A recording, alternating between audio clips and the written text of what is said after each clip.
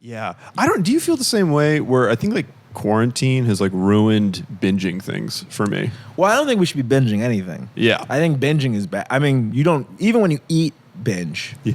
Like it's not good for you. Yeah. So I think like the way we consume media isn't necessarily a good thing anymore. I understand why people like to do it this way because it's very convenient. Mm-hmm. I look at binging as almost like drug using. I don't think it's necessarily good for you. You're just getting high on certain, like you're getting high on Attack on Titan. You're getting high on what's a show people watch? Game of Thrones. Like you're just getting stoned on it, and you're kind of escaping. I don't think binging is necessarily healthy for our for our society. Yeah, and I think is this still an anime podcast?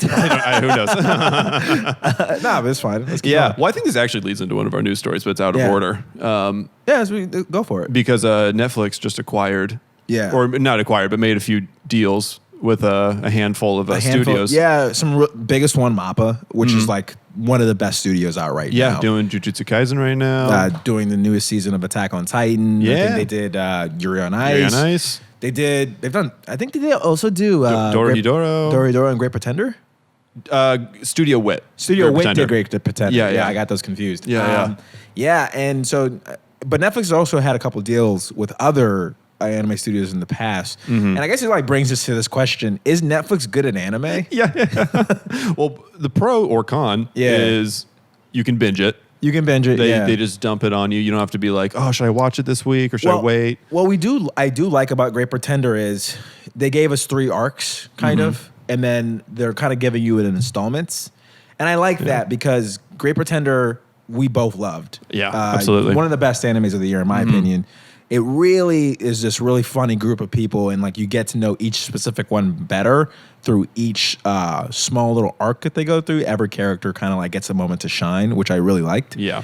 And now I'm more excited for the new installment that's coming out, I think on November 27th, I want to say. 25th, I think. 2 days off. Yeah. You know what? We're done. This podcast is over. We don't know shit. I thought I knew my shit. I was 2 days off. And please roast me in the comments. And please call me.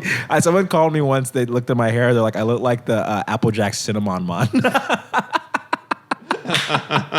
Can we please put a side by side? Yeah. I'll punch into you. Hold on.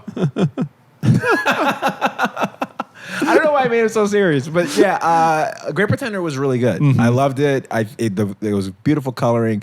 Storytelling was amazing. Yeah, jokes were really funny.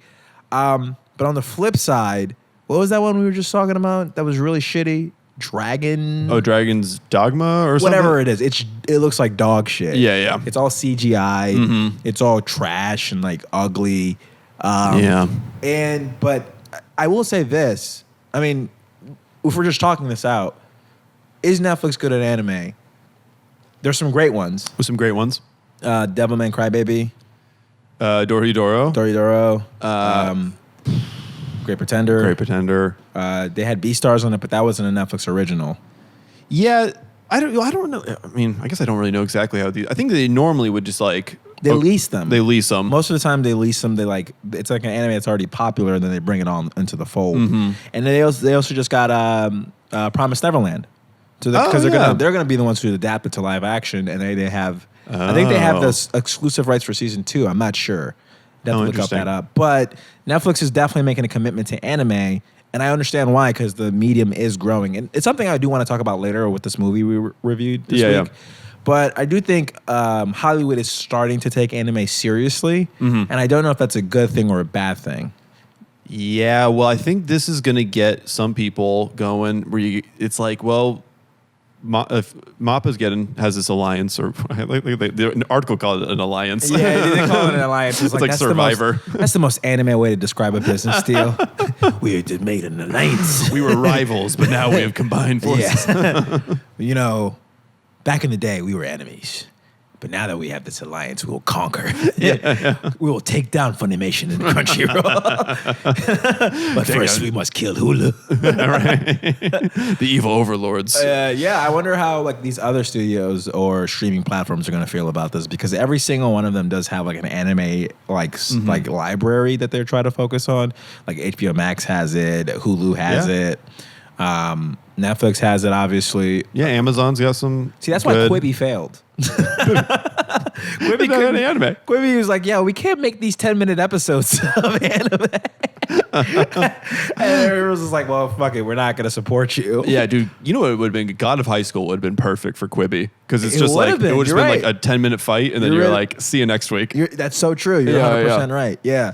God of High School feels like it would fit more in Netflix. Does that make sense? Because It's bad? You don't like it. I hate God of High School. You know, I found out why it was bad. Why? They jammed 100 chapters into like 12 episodes. Oh, well, do that. Yeah. I just read that. Wow. The fans 100 were like super upset.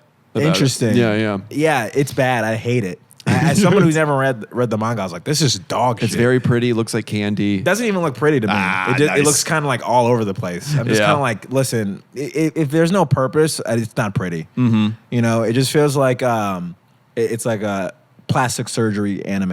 It just feels like glossy and like not real. There's no real substance style. Yeah, we've been watching some 90s stuff recently, and I do miss a little bit of that grit. There's plenty of beautiful modern day anime, but it's like there was something Name special. 5. Not playing. Uh-oh. Put you on the block. No. You're right. I agree with you. Yeah. And I do miss it a little bit. Whereas everything is so like shiny. Yeah. A lot of the time. Well, that's why I think that goes into what I think about binging and why it's bad, because it forces companies to like try to create the fastest product and not necessarily the best. I just want it to be fast and put it out there. Yeah. And something I hope comes out of quarantine is that like we just have to get away from that binging mentality. I don't think it's good for art.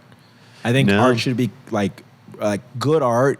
I always think is like something that you sit with and you think about for a while, and then you can get to process it, and then hopefully you want to see more of it, and it kind of creates a better relationship with your art.